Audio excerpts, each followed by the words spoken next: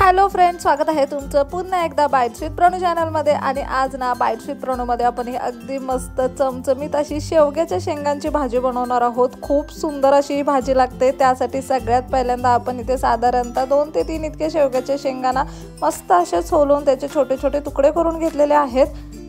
आता आपण वाटण तयार करून घ्यायचे। त्यासाठी मिक्सरच्या भांड्यात थोडेसे सुक्या खोबऱ्याचे तुकडे, 7-8 लसणीच्या पाकळ्या, त्यानंतर 1 इंच आल्याचे 2-3 तुकडे आणि त्यानंतर ना 1 हिरवी मिरची, थोडीशी कोथिंबीर, अगदी थोडासा टोमॅटो टाकलेला आहे। यानंतर आपल्याला यामध्ये अर्धा चमचा धने टाकायचे, अर्धा चमचा जिरं टाकायचे, 10 ते 12 मेथीचे दाणे टाकायचे। खूप मेथीचे दाणे नाही टाकायचे, नाहीतर मग कडवट बनू शकतं आपलं वाटण।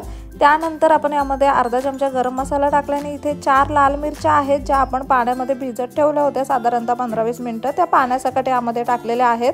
आणि याचं मस्त असं एक वाटण तयार करून घेतलेलं आहे। अगदी छान असं हे बारीक वाटण आपण तयार करून घेतलेलं आहे। या वाटणाचा सगळा खेळ असतो, ह्या वाटणानेच एकदम मस्त अशी ही शेवग्याच्या शेंगाची भाजी बनणार आहे। आता लगेचच आपल्याला भाजी शिजवायला घ्यायची आहे। त्यासाठी कढईमध्ये तेल टाकून घेऊया। 3 चमचे इतकं तेल कढईमध्ये टाकलंय। तेल गरम झाल्यावर फोडणीसाठी आपण मोहरी टाकायची, त्यामध्ये अगदी किंचितसा कांदा टाकायचा बारीक चिरलेला, साधारणतः अर्धा छोटा कांदा आपण इथे घेतलाय। त्यानंतर कढीपत्त्याची पानं टाकलेली आहेत आणि त्यानंतर हे वाटण टाकून घ्यायचं आपल्याला यामध्ये। आता वाटण आपल्याला साधारणतः मिनिटभरासाठीच परतून घ्यायचंय, खूप जास्त नाही परतायचंय। आता यामध्ये आपल्याला अगदी पाव चमचा इतकी हळद टाकायची आहे।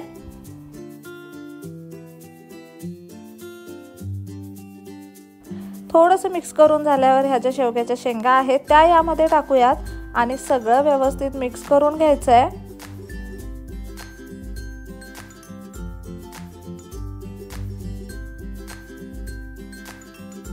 आता चवीप्रमाणे मीठ आपल्याला यामध्ये टाकायचं आहे।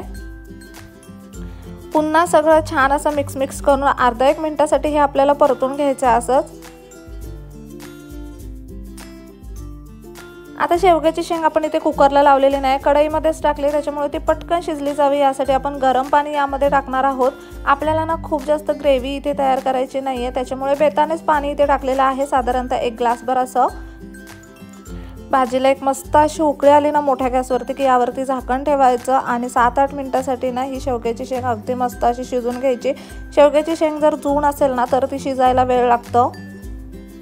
इथे शेवग्याची शेंग अगदी मस्त होती, त्याच्यामुळे खूप पटकन शिजली गेली। अगदी 10 मिनिटांमध्ये शेवग्याची शेंग शिजली गेली।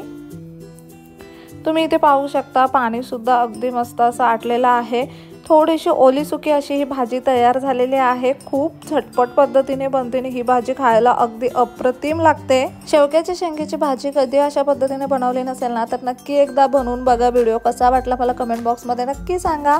चला तर मग नेक्स्ट व्हिडिओमध्ये भेटूया, तोपर्यंत मस्त खा, भरपूर फिरा आणि आनंदी राहा।